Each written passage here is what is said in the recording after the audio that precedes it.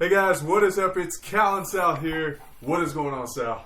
Hey, good to have you boys out here. Flew you boys in last night. How was the trip? Oh, it was great. You know, we got in pretty early this morning. We're still getting acclimated. It's easier going west, definitely, than going east. Oh, that's such a nice. Yeah, every time I leave the mainland, fly out here to Maui, I just always it's just so refreshing. Yeah, definitely. We you know, and the experience of that jet of yours, like I felt like such a high roller. Did you like that? Yeah, we didn't have to worry about COVID at all. I can't remember. Was this the first time you've been on the plane? Yeah, I don't think we've flown in your jet before. So oh yeah, I had you come out commercial last year. That's right. Yeah. But now that you know, we know each other better. Yeah. You know, we've gotten to be good friends. I didn't feel it was a problem having you boys out. Now we have had some high surf. I was wondering if you guys got in, felt rested to get a couple sets in this morning. No, we're definitely We're talking going 2 days before Christmas. Yeah, no, it's the what is today? Wednesday before Christmas. Yeah. Yeah. No, we haven't got a chance to yet. We're definitely going to tomorrow. The surf looks great. Oh yeah, I set a couple boards out near your cabana this morning, and I just was hoping you boys would get a couple sets in. We will. Yeah, Jay's still sleeping. I think he didn't want to wake up for this podcast. Yeah. We wanted a guest appearance from Jay, guys. Sorry. But in the meantime, let's go ahead and get to the Blaze of Five. Last week, let's do it. We did have a couple pushes that were heartbreaking, but generally 5 of the 7 games we predicted went as exactly as we thought. But a lesson learned this week is that even if you're right, the boys in Vegas are tough to beat. Yeah, because we went 2-3-2 with 2 pushes, and then the Tampa Bay's on the 10-yard line. They could kick a field goal, walk it in, but they said, "Yeah, let's just kneel it out." You know, so yeah, that game wasn't close either. But that's the way it went down. So this week we learned a lesson. We're strictly picking underdogs that we like this week to cover. Yeah, let's do it. Let's do it. Let's go for it. Yeah. Keep going for this 7-0. We're 5 games under 500 now because we did not gain ground last week. So we're still going the Blazing 7 this week. Let's get it. So starting out, we got Minnesota plus 7.5 versus New Orleans. Yeah, there you go.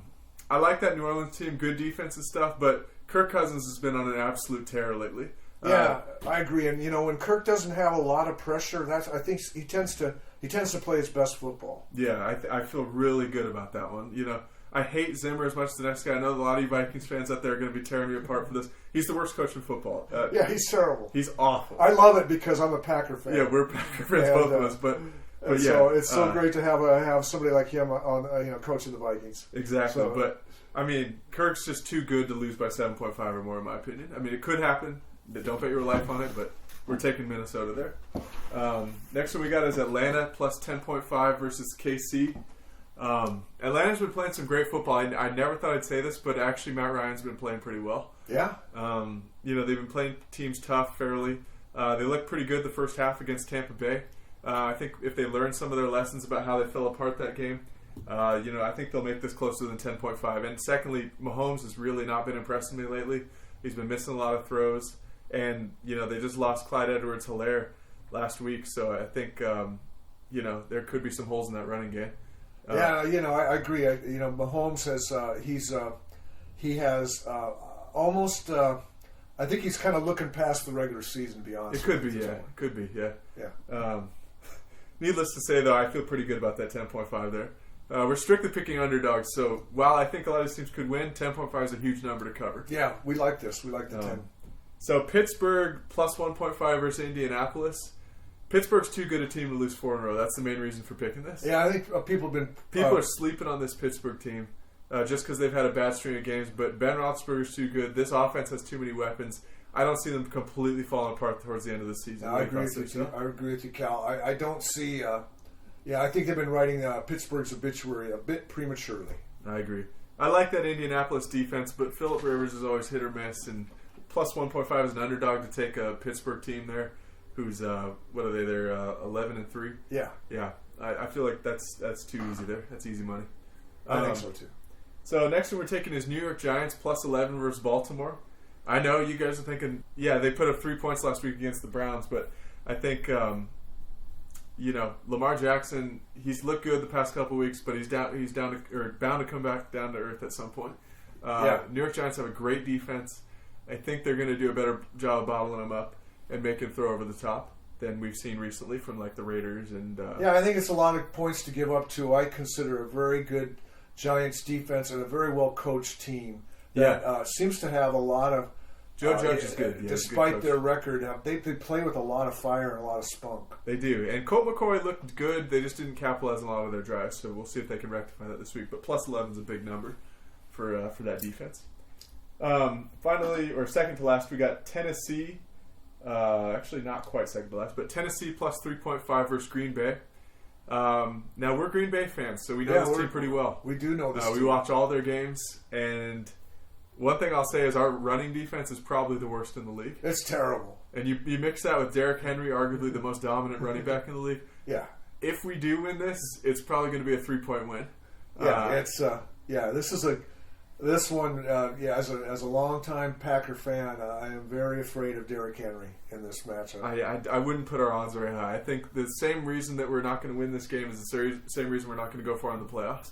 Our defense up front is soft, and we get run over by these big, strong running backs like Derrick Henry, Dalvin Cook, the Minnesota tore us apart earlier this season. That's correct. And it's a recipe even for disaster. the young man from Tampa Bay, Ronald Jones, he ran over. Took a toll on the Packer front line. Any good running back is, it's the kryptonite of the Packers. So that's although Kamara did not do much damage. Yeah, but he's not a big power back. That's true. So I think it's a good recipe for disaster there, unfortunately, for Green Bay.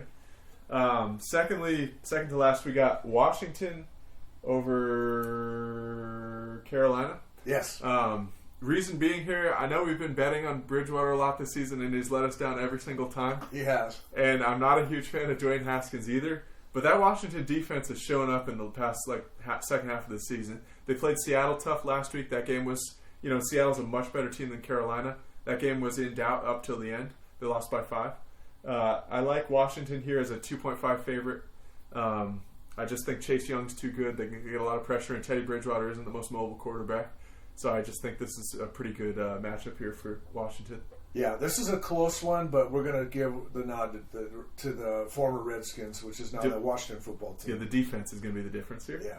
Both, I'm not a big Dwayne Haskins guy. He threw 2 picks last week. So anyway, but that's our pick there. And finally, we're going to round out the Blazing 7 with LA Rams +1 over Seattle. LA Rams did lose to the Jets last week, which is shocking. I don't think anybody saw that coming. No, we certainly didn't. But Seattle has kind of been fading the second half of this season. They barely beat Washington last week. LA Rams, for the most part of this year, have looked like a pretty darn good team with Goff. And Seattle doesn't create a great pass rush. They're okay, but Goff tears apart teams without a pass rush. And I think we're going to see that this week. It looks like, I think they overlooked the Jets last week. I don't think they'll overlook Seattle this week. I agree with you, Cal.